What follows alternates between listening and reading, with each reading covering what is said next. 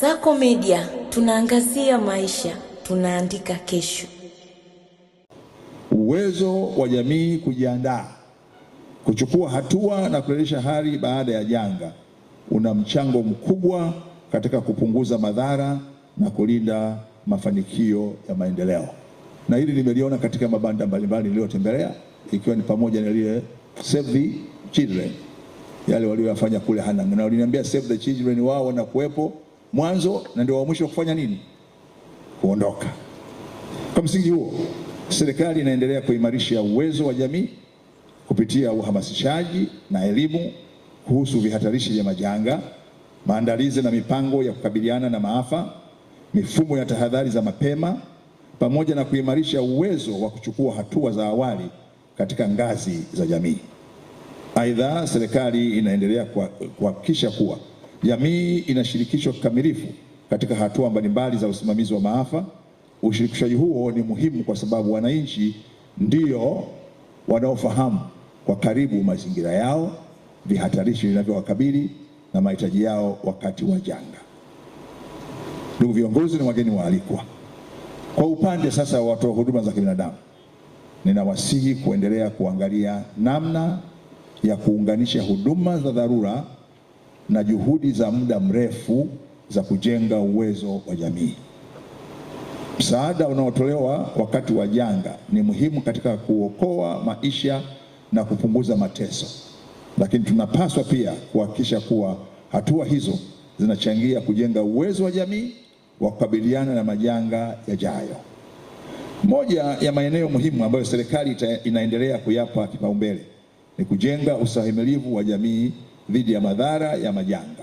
Tunapaswa kuendelea kuhamisha nguvu kutoka katika mtazamo wa kusubiri janga litokee na kisha kukabiliana nalo na kwenda katika kujenga uwezo wa jamii kutambua vihatarishi, kuchukua hatua za mapema na kupunguza madhara kabla hayajatokea. Wakati naelekea kuhitimisha hotuba yangu, sasa nisisitize yafuatayo. Ninawasihi wadau wote wa huduma za kibinadamu kuendelea kuimarisha mshikamano na ushirikiano katika hatua zote za usimamizi wa maafa, kuanzia kuzuia, kujiandaa, utoaji huduma wakati wa dharura hadi urejeshaji wa hali baada ya maafa. Ushirikiano huu utasaidia kutumia kwa ufanisi zaidi maarifa, utaalamu, teknolojia na rasilimali zilizopo kwa manufaa ya wananchi. Pili, natoa wito kwa mashirika ya Umoja wa Mataifa, mashirika yasiyo ya kiserikali, sekta binafsi, taasisi za dini na wadau wengine kuendelea kushirikiana kwa karibu na serikali katika kutoa huduma za kibinadamu. Ushirikiano huu uzingatie uratibu, uwajibikaji na matumizi bora ya rasilimali ili kuhakikisha kuwa msaada unawafikia walengwa kwa wakati, kwa usawa na kwa ufanisi. Tatu, natoa wito kwa watendaji wa serikali na wadau wa usimamizi wa maafa kutekeleza majukumu yao kwa ufanisi, hususan katika kuchukua hatua pindi majanga yanapotokea. Ni muhimu kila mdau ufahamu wajibu wake na kutekeleza majukumu yake kwa kuzingatia mifumo, mipango na uratibu na taratibu zilizowekwa na usimamizi wa maafa nchini.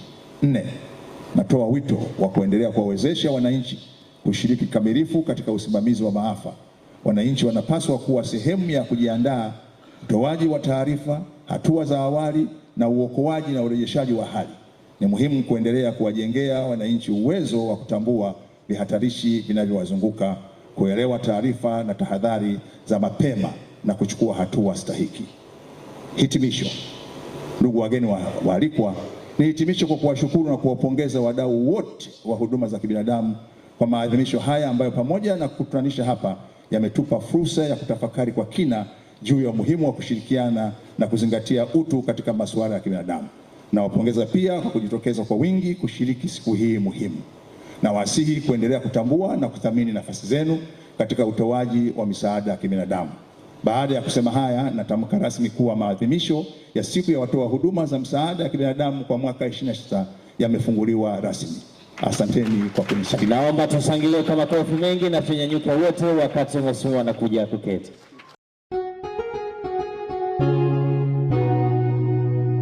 Kasako Media tunaangazia maisha, tunaandika kesho.